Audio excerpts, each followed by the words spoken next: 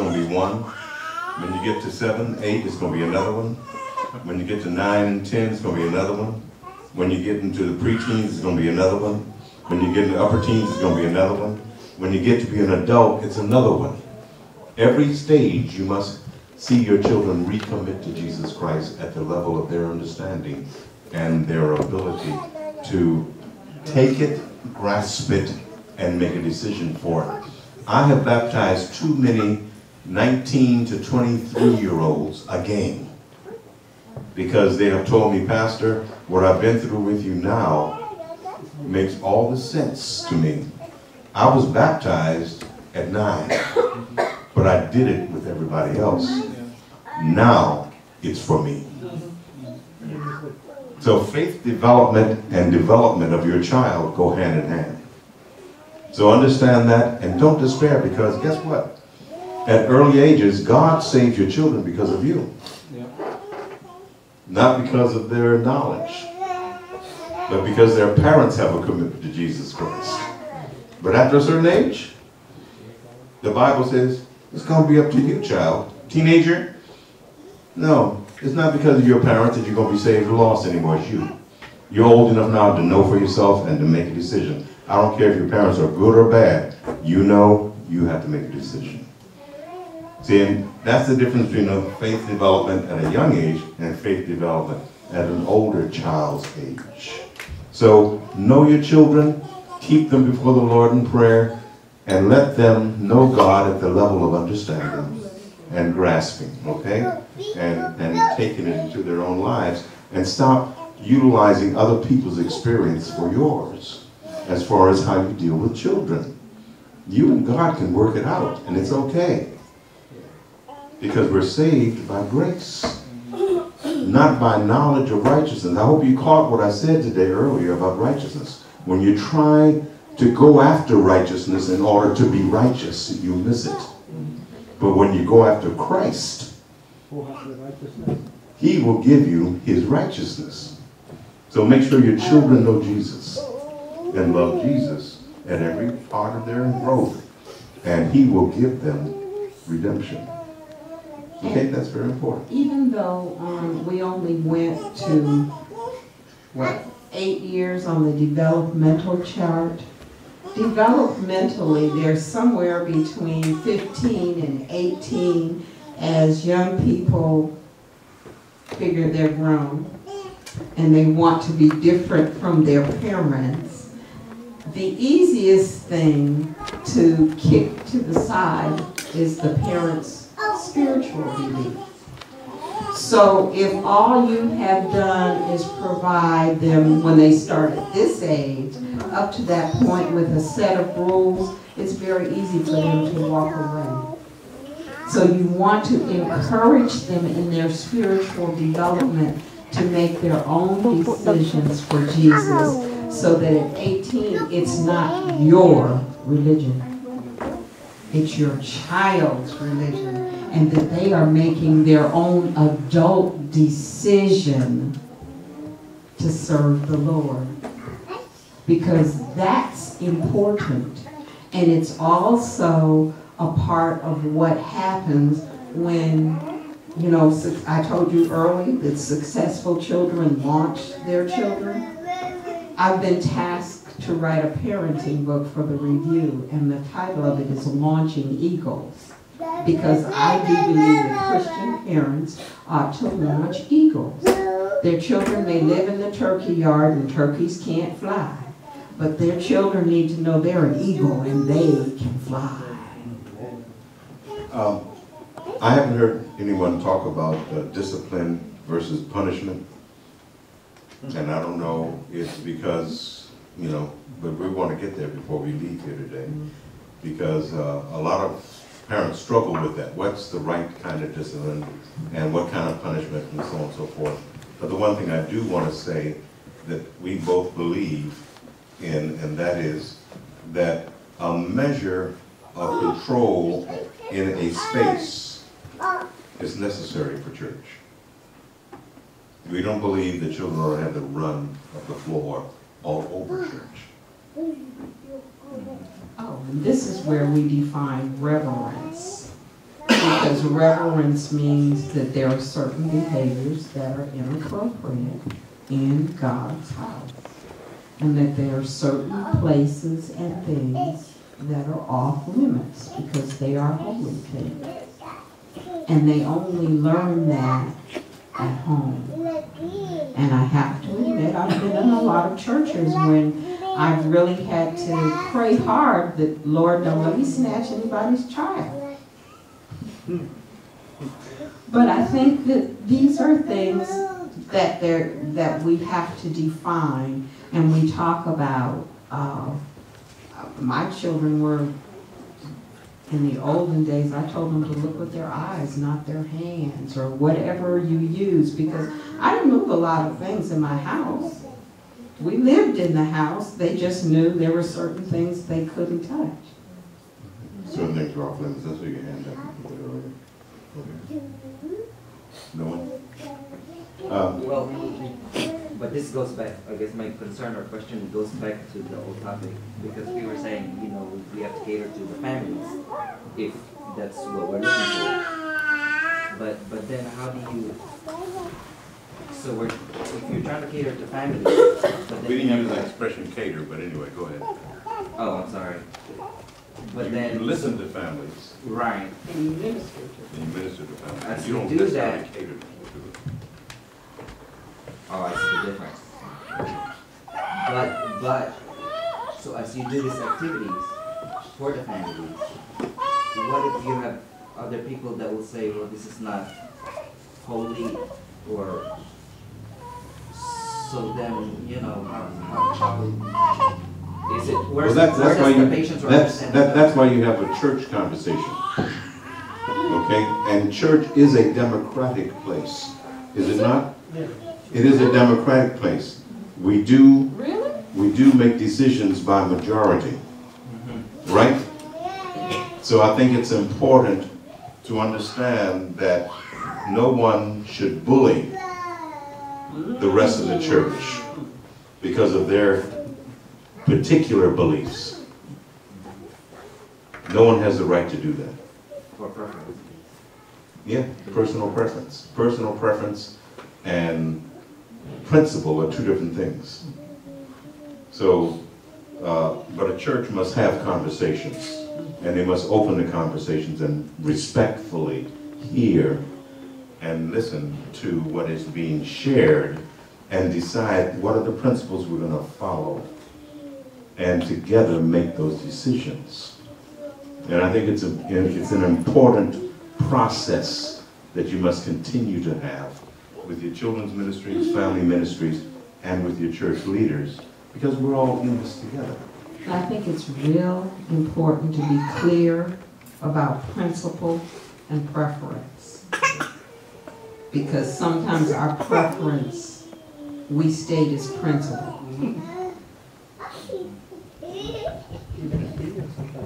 And I'll come back to you. Some of the things we're talking about, when it comes to the church, it becomes more complex. I can think of my own house. I can look at my kids, what do they need, and try to provide it for them. Like, I still remember for our kids when they were like 1 and 2, when it's worship time, it's a lot of singing and dancing. Because as we dance, we get more into it, and they like seeing Daddy and Mommy dancing and singing, and they mom along, even though they don't know what we're talking about. I mean, there's a lot of things that parents try to do at home, but then when we come to church, we're bringing in different things from different angles, and we're trying to make everything fit. And one of the challenges that we have in church is, I ask my kids, when we go to church, what's the best part for you? And even before you finish the question, it always says the Sabbath school. Because Sabbath school is just like their regular school, except that now, talking more about Bible. And I have to say this, as parents, when we don't bring these kids to Sabbath school early, we're depriving them the best that they can have for the Sabbath. Yes. And by the time they're rushing towards the end of Sabbath school, and the next thing they're facing is the worship time, they're not getting the best for the day anyway. That's true. And so I think one of the things as a church that we need to place a lot of emphasis, at least for the sake of our kids, is the Sabbath school. Yes. And one other thing I just learned about 3 years ago is that our children ministry department, they have this wonderful weekly thing as part of their Sabbath school that the parents are supposed to do with the kids even before they come on the Sabbath. And ever since we started doing it with our kids, it's very interesting because personally I don't sing, but now I do sing because part of the activity is sing with your parents. And to me, I think we can have a lot of breakthroughs, not all, if we pay a lot of attention to the resources that we have for Sabbath school. That's good. With our kids. Yeah. Because not only when they come, that they will have at least start the day on a good note and probably endure our 1 hour 30 minutes with us, but at least if they have a good start when they come in on Saturday, that's already good for them. All right. And during the week, there are activities that we can be doing with them, even at 3, even at 2. It's amazing that people that are specialized in child development in our church, they spend a lot of time putting things together that we can do with these little ones. It's unbelievable. And I just want to encourage, as a church, let's give that time to them. For their sake, let's come to Sabbath school. Okay. Well, I'm going He to, wanted to hear oh, that. I'm sorry. Before you share something with that, how long will it take to a child to recover from having a stoop, right? With organs and having church, coming to service, and all that? Well, especially little children. I shared with him that we experienced something very early, and we began to understand our children a little bit more. I was a district pastor. I had 4 churches when I started out as an intern. And when we had our first child, we noticed that Sunday was no good for that child. It was just a lousy day for him. And his mother. Nothing fit, nothing was right, nothing felt good for him, nothing. And we found out that all day Sabbath, we had the child away from his home, away from his routine that he had every day, and he was exposed to people. And we're talking about as a baby first, as an infant, and then as a toddler. That it took a whole day for him to get back to norm, or what he usually was in a comfortable place. And it's because of the high engagement and the environment of Sabbath in a pastor's family. Going from church to church, meeting to meeting, so on and so forth. And many of you are involved with church leadership. And your Sabbaths are horrific, sometimes worse than your daily activities. And if you have children, then you're going to have to listen and watch your children's responses after they've been with you on Sabbath. Sunday might be an out of sorts day for them, or they might be agitated more, or they might be restive, not able to sit still, or not able to be comfortable. There are a lot of things that you can know about your child that makes him different on Sunday, and that to recover from Sabbath, then that means that something's going to have to change. And we say this to a lot of families, and I'm going to say that I didn't say this to you this morning because I was talking with you with special interest because of what our involvement is all day Sabbath. But church leadership should think twice about how you plan a schedule for Sabbath. Start with Sunday, Friday. Well, you start with Sabbath. Well, that's Sabbath. Okay. Sabbath Well, be hours. specific when you start. Sabbath hours. We normally save up everything we do in the Seventh-day Adventist Church for Sabbath hours. And we spend 24 hours of crazed, scheduled activities between sundown Friday and sundown Sabbath evening, Saturday evening. What time do we really give families to be a family at rest on the Sabbath? Do you think the Garden of Eden was like that? Or how do we help our families call the Sabbath a delight? And that's a challenge to this age that we're living in. And we know that. But I think you ought to put it into your conversations of how you schedule things across a week rather than just schedule things between sundown Friday and sundown Saturday. Because we are creating for parents of children as well as adults a difficult period of time, and the Sabbath does not seem as delightful as it might be when we don't spend meaningful time as families together, rejoicing with each other and building family and building relationships for the kingdom of God. Everything is invested in group think. You know what group think is?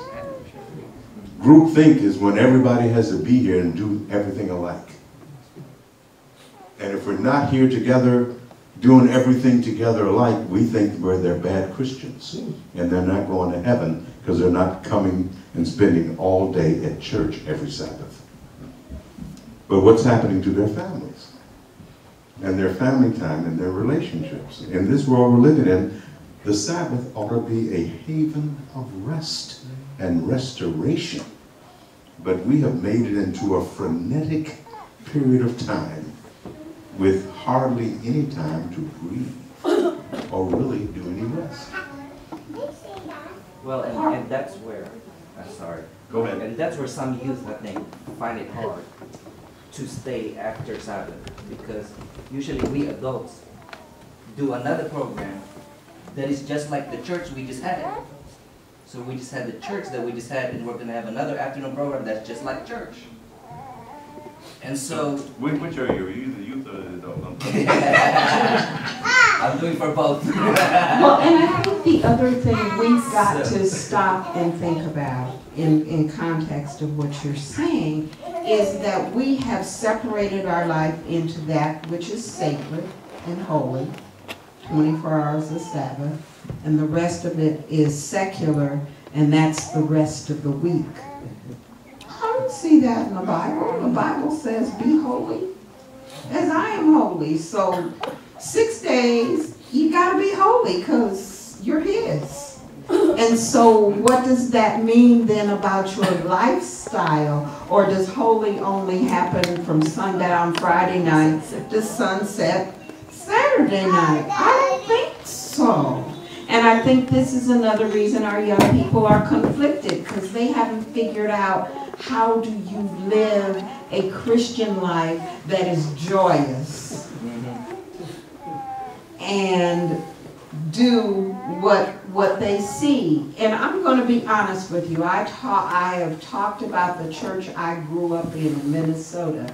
And I was talking to somebody who was a little bit older than I am, and we were talking about the fact that one of the reasons I think that I'm still in the church today, and she affirmed that, was that we did very little at the church.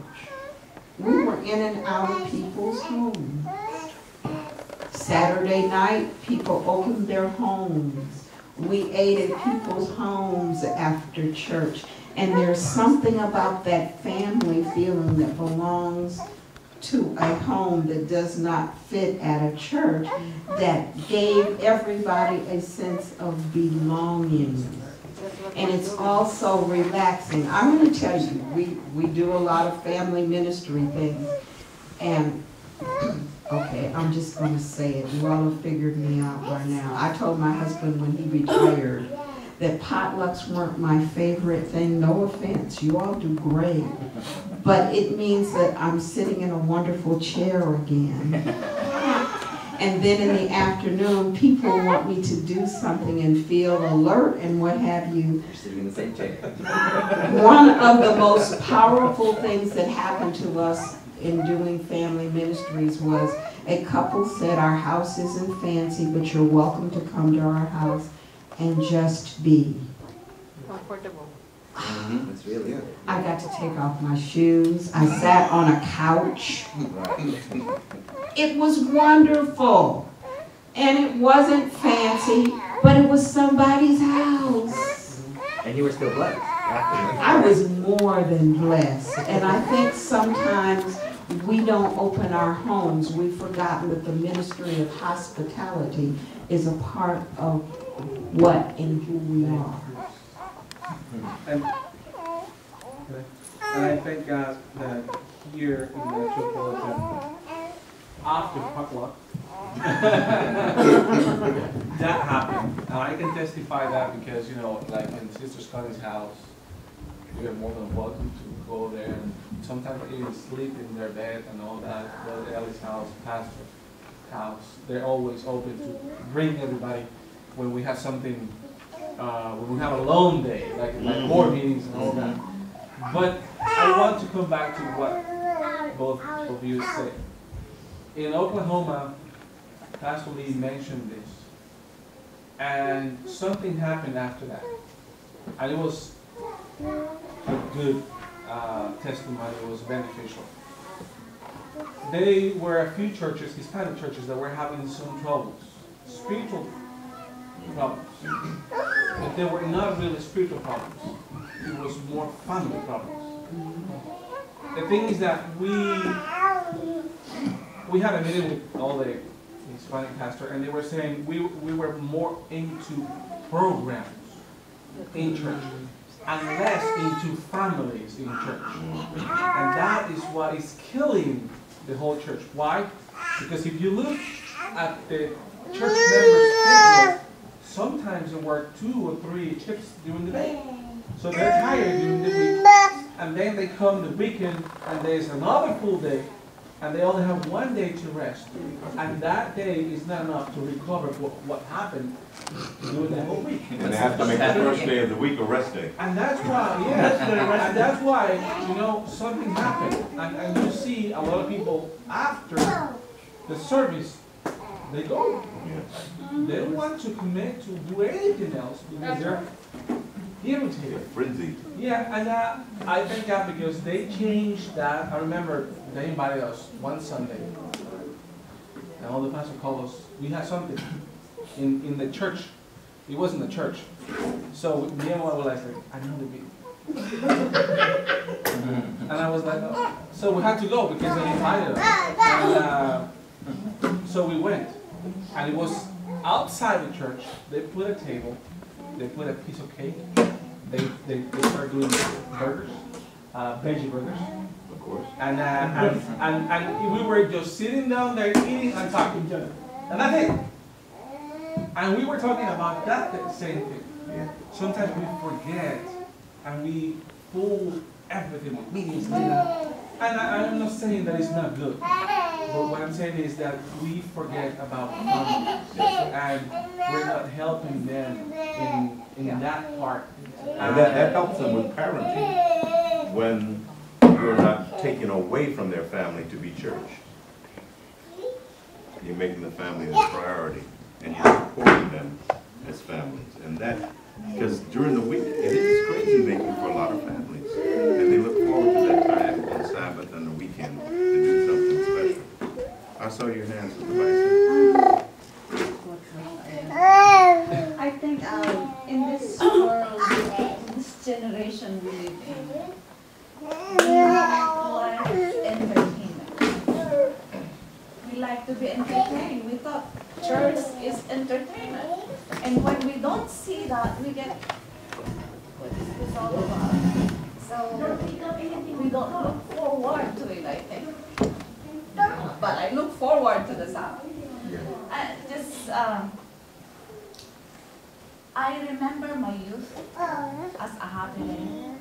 You know what inspires me most in my youth days is the Sabbath afternoon programs, the youth programs.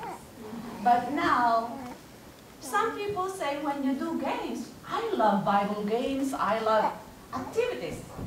I loved that very much when I was growing up. But now there are some people in the church, I think, that are very conservative, that when we do activities during the afternoon, oh, it's not holy. You know what I mean? It's not holy to do this and that. Even Sabbath school, before we try to do, some people try to do programs that you get activities, oh, it's not holy. I think that's the problem sometimes with some of the leaders. And I think these are the things that need to be talked about. They become the conversations that we have as a church, because the church has a right to be a church agreed together as a majority. They're not going to please everybody all the time, but there are enough good people in Jesus Christ here to help make healthy spiritual decisions and to set your sail of your ship of Zion by the decisions of the church. And I'm hopeful that we have helped to engender some of these conversations today, and that we will help and support parents, because sometimes we put a straitjacket on parents and we've set a standard for them to act a certain way and behave and do things a certain way. We need to set parents free in this age with Jesus Christ to set up their homes and their families for what God has helped them to work out for themselves. And let them be happy, fulfilled families when they come to church. And they'll get together and share ideas and talk with others, and as long as we support and not ready to condemn them when they do something different than what we grew up with. And I think that if we look in the Bible, we see the ministry of Aaron and Hur. The battle raged because Moses held up his arms. But his arms got tired. And they realized, hey, we can help this. Pull up a rock, sit beside me, you hold one arm and I'll hold the other. And we have a battle. Well, passing out great controversies, that's a battle. But parents, yes, Lord, parents need Aaron and Hur. They need somebody to come beside them, pull up a rock, and hold up an arm. And even if you can't be active, if you can just put your arm around them and tell them they're doing a good job. Because parents need that. I mean, their children aren't going to tell them they're doing a good job. Children don't understand parents do a good job until they're adults themselves. They need somebody who's been over that hill to put their arm around them and say, hey, you're doing a good job. Hang in there. The lady told me, you'll get through this. You just won't look the same when it's over. I want to commend to you this sacred circle, simply because it really helps people who are not in the center of the family to pray for them if they're not doing it your way. If you are an in-law or an outlaw or a good church member or a good church leader or a pastor, pray for those families, because you can't change them. It's up to God to change them. So pray for them. Don't interfere with them. That sacred circle is there for a reason. And that is that God has his way in their home. And it may not be your way, but who cares as long as it's God's way. Amen? Amen. And we don't become the judge of that. God himself is the judge of that. So let's empower God with parents making the best decisions for their families. That's the best thing we can do for them, because it's a lot of pressure. They don't need any pressure from their fellow church members telling them how bad they're doing. They really don't. They need your prayers and support from outside. And if they need your help, maybe the husband and wife or mom and dad will come and say, what did you do? How did you handle this? Because they trust you, because they see the product. They see what has happened in the happy family that you have had. And maybe they'll come to you and ask for help. But otherwise, let's set them free to look for new and create ways in this crazy world we're living in where they can find peace with God in their families and raise happy children who love Jesus Christ. That's the main purpose. And if they have questions, they can come privately and not make themselves public spectacles and feel condemned. Okay? I think that's one thing we'd like to see happen. We've spent a good time. Yeah, I'm sorry, I didn't see your hand before. Yeah, one more before we Okay. to end. Yeah, we're getting ready to Sorry. we're getting ready to Sorry stop. to it. It's okay. So, I wanted to hear a little more about discipline. Okay. I come from a background that I would say that I didn't live my childhood. I was in the middle of the war, bullets and bombs and everything. Wow. So it's hard to talk about my childhood. Pretty much didn't happen. Sure. And I'm at the time right now when I have two boys. One is 3 months and the other one's 3.5. And long before, if I did something wrong, they'll hit me with anything. The shoe, a sandal, the broom, whatever that was handy, they'll hit me. And my wife's side, it's more than the mom is the one that pretty much educate the kid. But into my family now, I try to take dominion over that.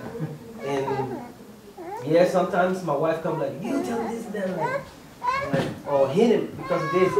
Like, hey, it's not all about that. First of all, sometimes I come into it, and she knows this. I can't just spike him because you said, first, I don't even know, why would I do it?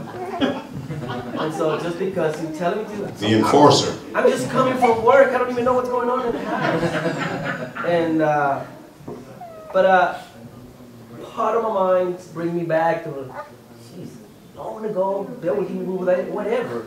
Now my wife, I know that the mother is supposed to educate. And in here, I'm learning in church that I'm supposed to take over. Sometimes I have to make sure I explain to that boy if I'm going to hit him for. Because I don't want him to go in his mind that, geez, whenever he sees me, he's going to be scared of me. And I don't want to create that in his mind or in the other boys' mind also.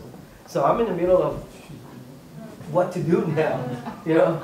And I feel like sometimes I do feel frustrated that I may not be doing a good job with my kids. And I want to feel that I do want to do a good job and feel good myself, but at the same time, I want to please God. And that's what's actually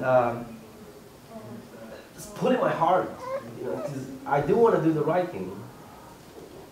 And that's what I wanted to hear a little more about discipline. My wife and I, we have a lot of conflicts about that, but it's not all about yelling and doing this and that. To me, it's more about I want to practice what I didn't have at home, the talking, and I like that. But I wanted to hear something. Well, for one thing, I think we ought to settle right away that indiscriminate or either intentional hitting out of anger or upsetness is abuse. Or because you're embarrassed. All of those types of strikes on another individual. It's not just with children. Like say you came out of a home that because they probably didn't know any better, they were abusive. And that was the method of control. And it was about control, power and control. It was not about discipling.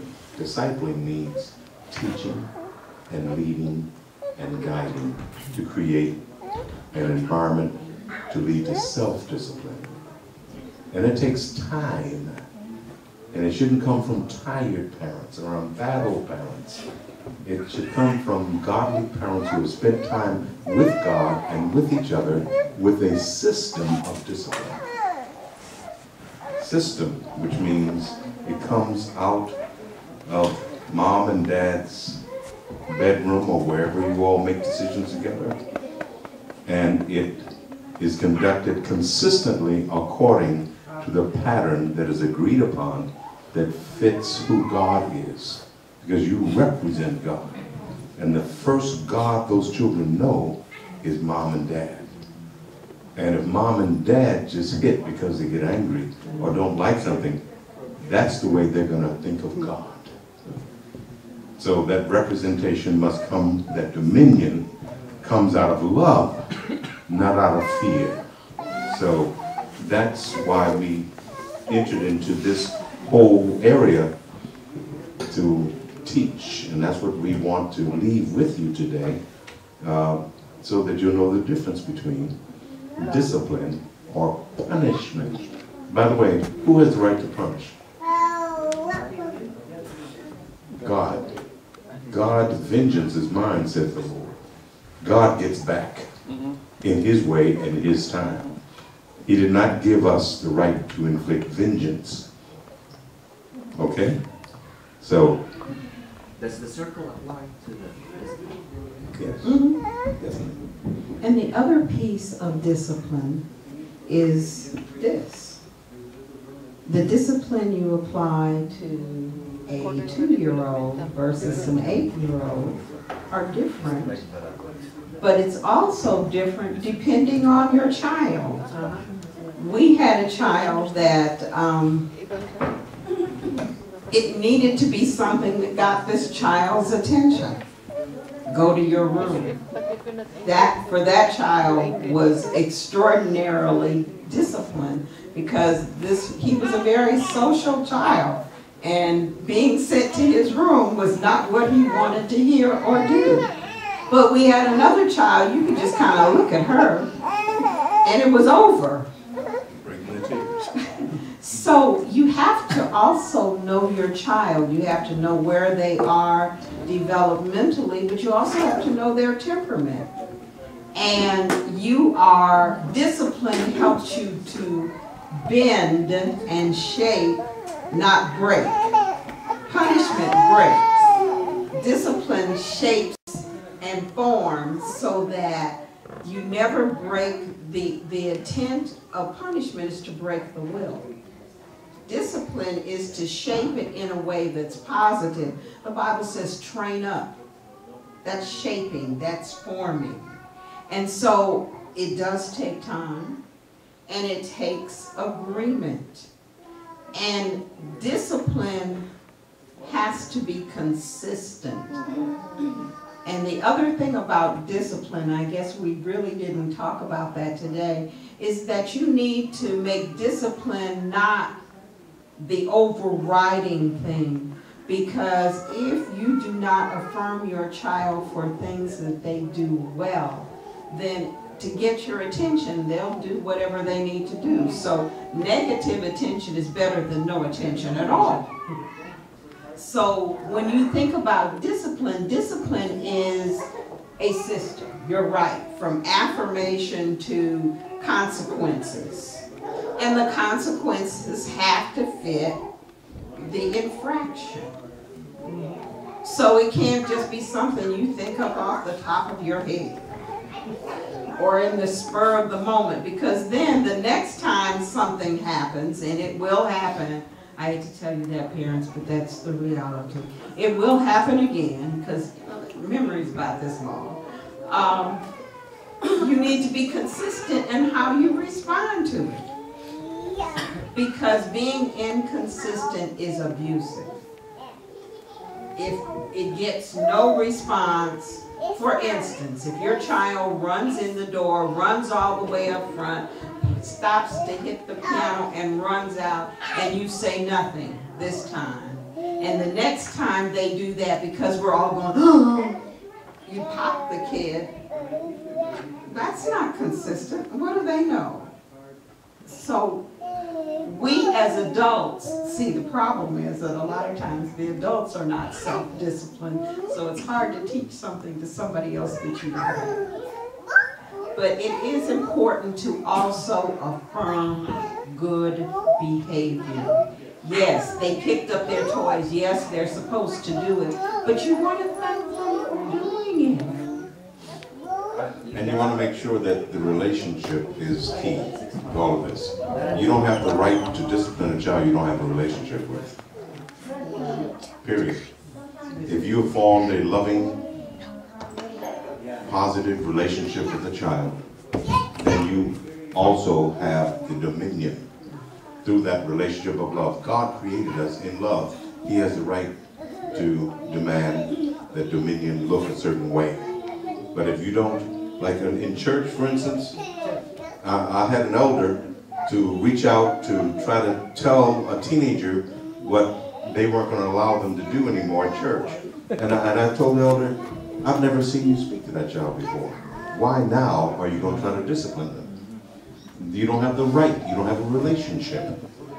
So remember, parents, build a relationship for discipline leading to self-discipline. Your child wants to please you. The child wants your care and concern and approval.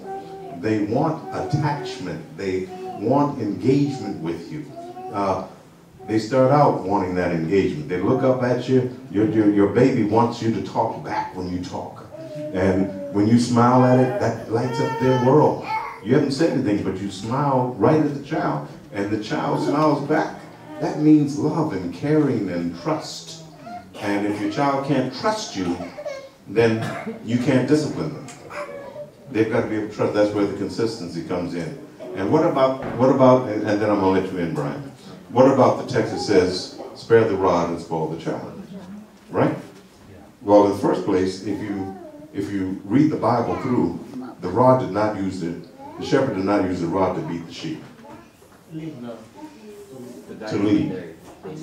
Sometimes he used the rod to stop the sheep and to direct the sheep, but he never beat the sheep with the rod. So the rod of correction sets down disciplined methods and boundaries that ought to be kept. Now, it is true that some children, because they live in a different world and in a different place in their heads, that you cannot deal with discipline until you get their attention. And then that's a different thing. It takes something different with each child and their temperament to get their attention before they can hear you and respond to your discipline. But that's another type of thing that we have to talk about. Meanwhile, just know that God punishes. If you try to punish your child for their deeds, then who punishes you?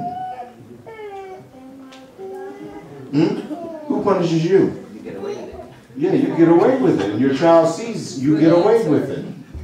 So how can you have the right to punish them and to hurt them? Are you trying to hurt your child in order to get them to love you? Does that make sense? No. God does not hurt us. But he disciplines us. He allows consequences that happen to us. So maybe we'll come to him before we do it next time instead of afterwards. And we'll recognize our need for change. Remember, God himself is the model.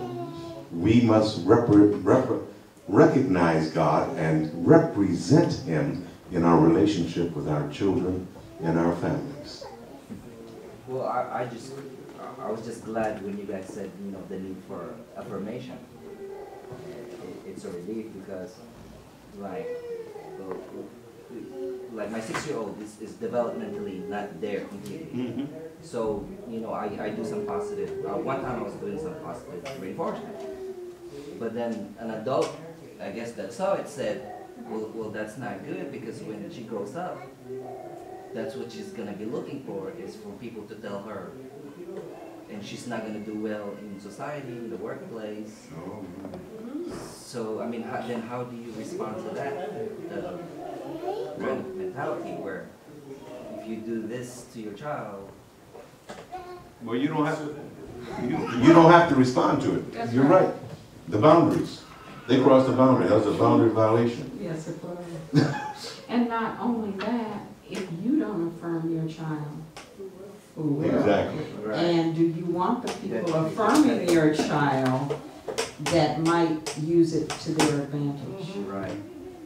Particularly when it's a female child. Yeah. looking for affirmation from a male dad, they need to know the difference between real affirmation that they get from dad and that stuff that gets fed to them. That turns into sick abuse, sexual abuse. See, this is something that's another whole seminar. You know that when you deal with abusive relationships and how to build your child self-worth and resilience and their self-image to the point where they will not accept behavior like that. But a dad and mom are the best people to prepare children not to accept aberrant behavior from others. Your touch for the child ought to be their alarm system. If someone touches you in a way that dad doesn't touch you, or that mom doesn't touch you, you ought to scream and run. See what I mean? But you've got to be positive, and it's got to be systematic in your home. It's not just when somebody's in trouble, seriously, that you do discipline. You do discipline all the time.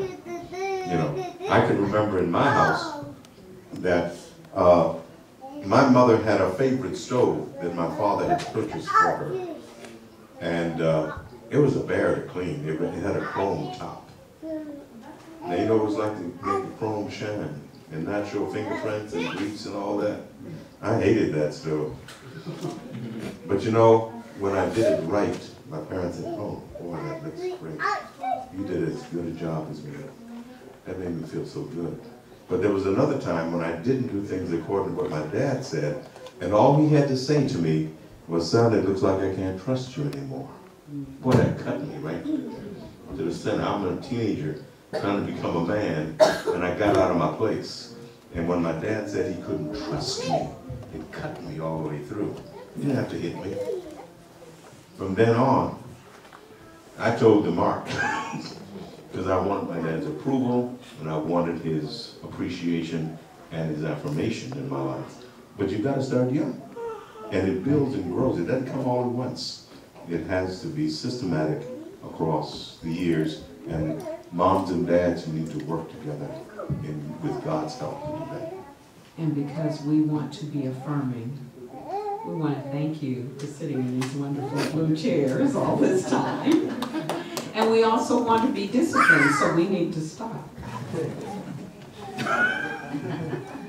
Any other questions? Okay, One of them. Okay, go ahead. Okay, this is my question. What if the child will really hit your house or destroy something?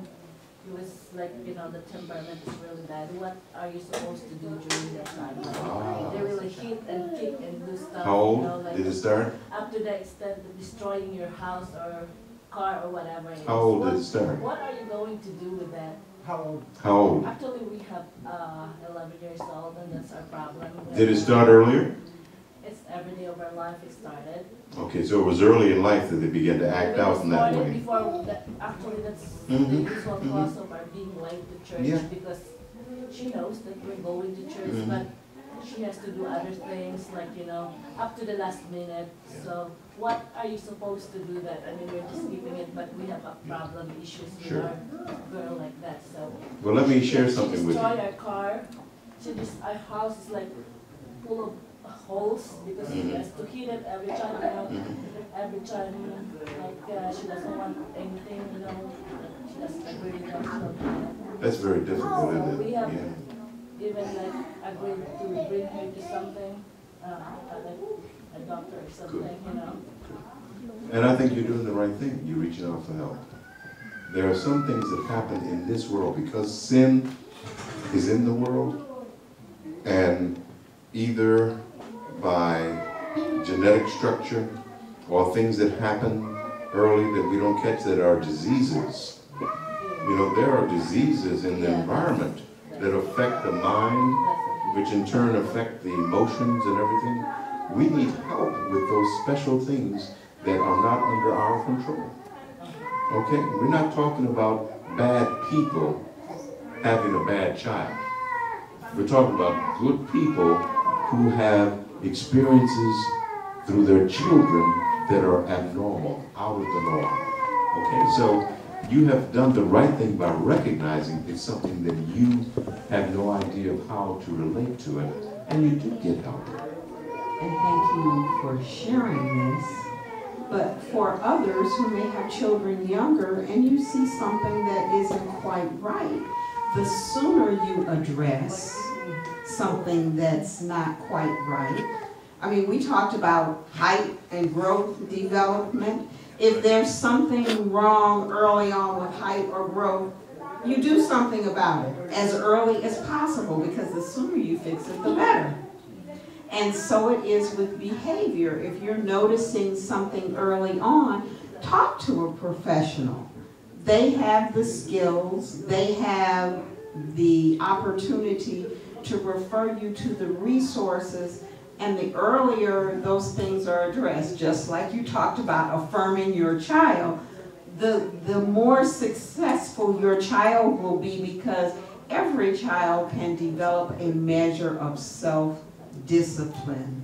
It may take more work for some children than others, but that's your job as a parent, to launch a child that has some self-discipline, because that's what makes them successful in this world, but also in the world to come. And also, don't neglect that your prayers to God do get through. Tend to like give up because we've been praying. Don't give up. Don't give up. Don't give up on God. But remember, God also help us to have minds of understanding, to know when we need help, and to reach out and not try to handle things alone that are beyond your ability. You know, you often hear people say, you know, well, some things are not on my pay scale. You expect something out of me that you're not paying me for.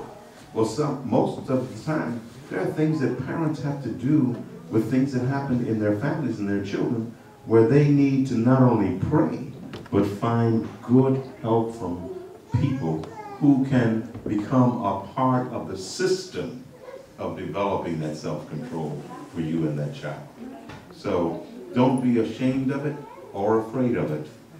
Just be informed, and through your prayers, ask God to open up the way to help you to find release and relief for your child, because obviously your child is not feeling good either. So you need to help them to feel their best so they can grow and develop at their best.